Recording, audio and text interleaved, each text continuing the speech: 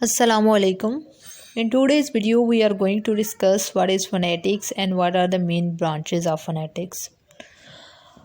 First of all, we will look what is the definition of phonetics. Phonetics is actually the fundamental branch of linguistics. Phonetics is the scientific study of speech sounds, how human beings produce sounds, how human beings make sounds, how human beings hear sounds, all these involved in the study of phonetics.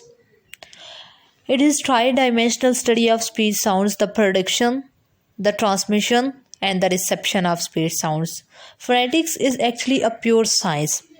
It interrelates with physiology and physics, with physics through the acoustic phonetics.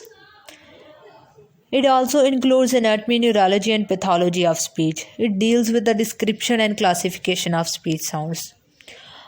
By all this we mean that phonetics जो है वो study किसकी है, speech sounds की, किस तरह human beings sounds को produce करते हैं यानी बोलते हैं, किस तरह हवा में जो है हवा के मीडियम के ज़रिए से आवाज़ ट्रांसमिट होती है, साउंड ट्रांसमिट होती है और फिर सुनने वाले तक पहुंचती है। इस सब की जो स्टडी है एक साइंटिफिक तरीके से फोनेटिक्स में की जाती है।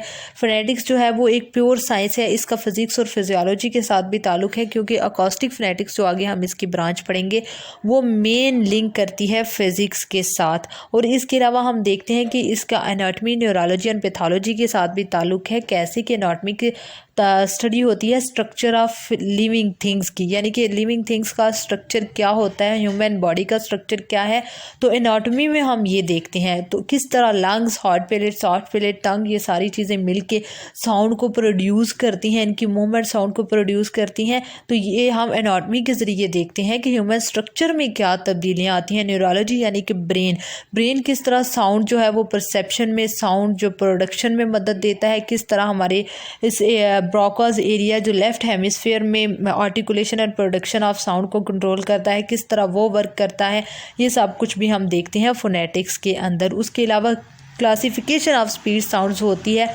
वो भी आगे जाके हम ब्रांचेस में इसको डिटेल से देखेंगे क्लासिफिकेशन क्या होती है। अब फोनेटिक्स की जो है वो 3 मेन ब्रांचेस हैं, articulatory phonetics, acoustic phonetics and auditory phonetics. अब हम एक एक करके इन तीनों को डिस्कस करते चले जाते हैं। Articulatory phonetics.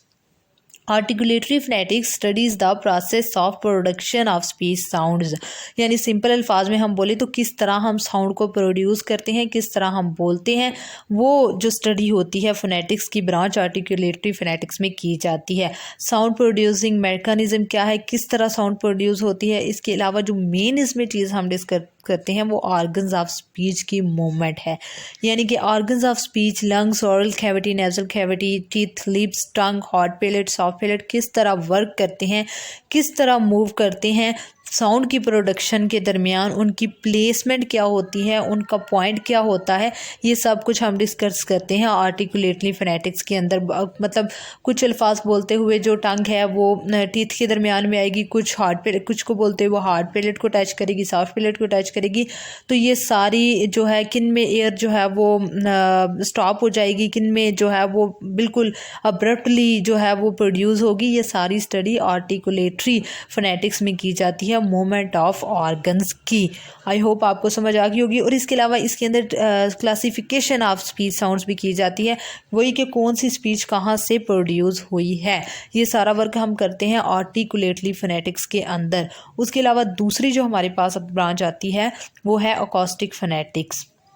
Acoustic phonetics studies the physical properties of speech sound, यानी कि physical properties of speech sound, speech बोलने के बाद साउंड अब प्रोड्यूस हो गया, अब वो किस तरह ट्रांसमिट हो रही है, किस तरह जो है वो एयर के ज़रिए से ट्रांसमिट हो के सुनने वाले तक पहुंच रही है, इसकी स्टडी हम करते हैं अकॉस्टिक फोनेटिक्स में।